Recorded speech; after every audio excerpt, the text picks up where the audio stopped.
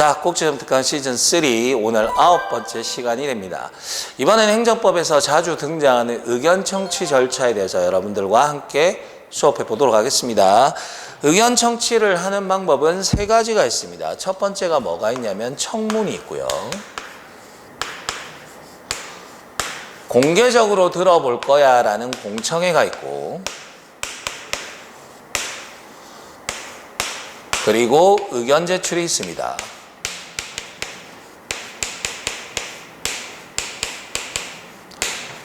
예를 들어서 어느 지역에 핵 폐기물 방패장을 만든다고 생각해보세요. 방패장이 뭐냐면 핵 폐기물을 깡통 같은 데 넣어다가 거기에다가 어느 산에 터널을 뚫고 거기에다가 채워 넣는 거라고요. 거기다 넣는 건데, 우리가 상식적으로 생각할 때는 방패장 만들면 안 좋을 것 같죠. 근데 각 지자체들이 그거 되게 많이 가지려고 합니다. 왜냐하면 그 지역에 방패장을 설치하게 되면 국가가 되게 많은 보조금을 주거든요. 그래서 지자체들이 서로 유치하려는 경쟁이 벌어지고 하는데, 주민들 입장에서는 예를 들어서 내가 소유하고 있는 산인데 그 산에 방패장을 만들기 위해서 수용이나 또는 매매가 일어날 경우 지역 주민들은 반대하죠. 그래서 이런 경우에는 그 지역 사람들의 의견도 충분히 들어봅니다. 토지 소유자는 물론이고요. 그래서 청문과 공청회와 의견 제출 전부 다 당사자 등의 의견을 듣는 건 맞습니다. 당사자 등의 의견을 들어보는 건 당연히 필요한 절차가 되는 것인데, 공청회와 청문의 차이는 뭐냐면, 공청회는 당사자 등, 즉 토지 소유자라든가 주민들뿐만 아니고 환경 전문가나 원자력 전문가 등의 전문가들이 들어옵니다. 그래서 공청회는 청문보다는 훨씬 참여하는 사람들이 많은 거예요. 그러면 청문이 열린다. 청문이 열리려고 하면 미리 알려줘야 사람들이 참석할 거 아니에요. 그래서 며칠 전까지 알려주는 거냐면 10일 전까지 알려줍니다. 공청회는 모이는 사람들이 많으니까 좀 더 빨리 알려줘야죠. 여러 가지 사정들이 있을 테니까 14일 전까지 알려줍니다. 그러면 청문이나 공청회가 열리게 되면 당사자 등은 당연히 참여하게 되니까 따로 의견 제출 기간이 의견 제출 절차가 필요가 없는데, 어떤 사정에 의해서 청문도 안 열리고 공청회도 안 열리면 다른 사람은 몰라도 당사자의 의견은 들어봐야 되겠죠.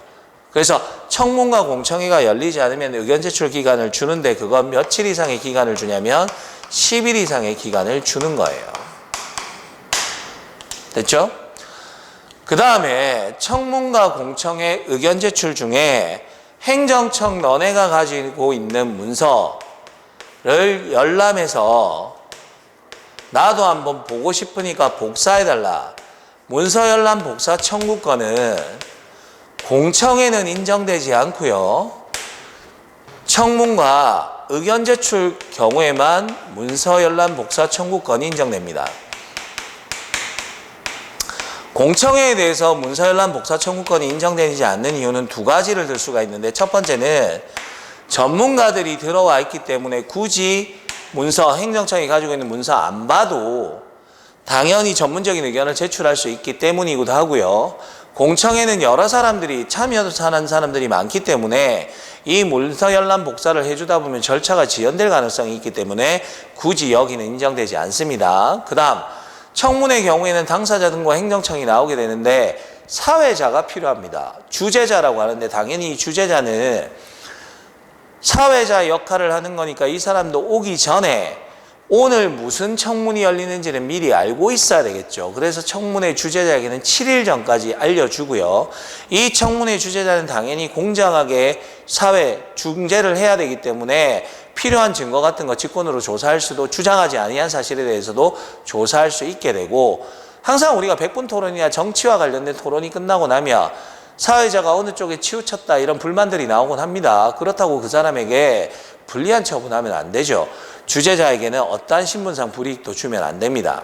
그 다음 중요한 것은 청문과 공청회가 열리는 요건이 있습니다. 청문은 첫 번째, 다른 법령의 규정이 있으면 열 수 있어요.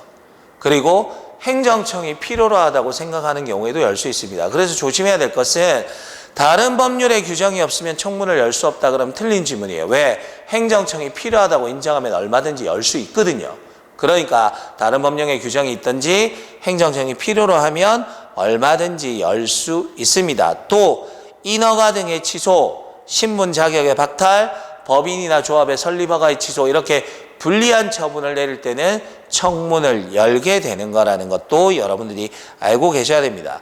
공청회도 개최 요건은 거의 비슷합니다. 다른 법령의 규정이 있든지 행정청이 널리 의견을 수렴할 필요가 있다고 즉 행정청이 필요하다고 인정되는 경우에는 열 수 있고요. 국민 생활에 큰 영향을 미치니까 여러 사람이 공청회 열자, 30명 이상의 사람이 공청회를 열자라고 요구하는 경우에는 공청회를 개최하게 됩니다. 그래서 청문과 공청회는 개최 요건이 비슷비슷합니다. 비슷비슷하고 한 가지 정도 틀린 게 있지만 행정청 다른 법령의 규정이 있는 경우도 열 수 있고 행정청이 필요로 하다고 인정하는 경우에도 열 수 있다라는 공통점이 있다는 것은 여러분들이 알고 계셔야 되고 이런 날짜 같은 거 잘 보셔야 됩니다. 의견 제출은 언제 할 수 있다? 청문과 공청회가 열리지 않을 때. 청문은 며칠 전까지? 10일 전까지. 공청회는 14일 전까지. 그리고 의견 제출 기간은 10일 이상. 문서 열람 복사 청구권이 인정되는 건 뭐다? 청문과 의견 제출할 때만 필요한 거지 공청회는 굳이 필요가 없다라는 거 이런 것들 알고 계시면 이 부분도 크게 어렵지 않습니다. 문제 한번 봅시다. 우리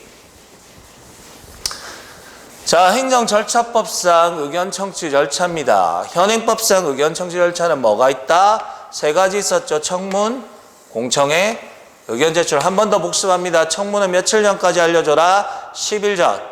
공청회는 며칠 전까지 알려줘라? 14일 전. 의견 제출은 며칠 이상이다? 10일 이상. 의견 제출 언제 한다? 청문과 공청회가 열리지 않을 때. 그 다음 2번 가서 봅시다. 1번 질문은 맞는 이야기고요.